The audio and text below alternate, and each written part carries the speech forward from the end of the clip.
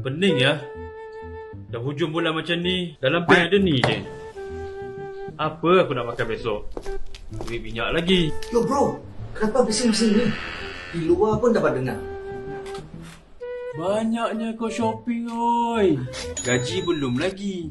Kau ngaku ni kuli je. Mana kau dapat duit untuk semua ni? Saya install aplikasi ni je. Aplikasi apa tu? You letak duit you dalam ini. Tiap-tiap hari dia akan berganda. Auto trade je. Oh. Untuk maklumat lebih lanjut, klik link di posting ni.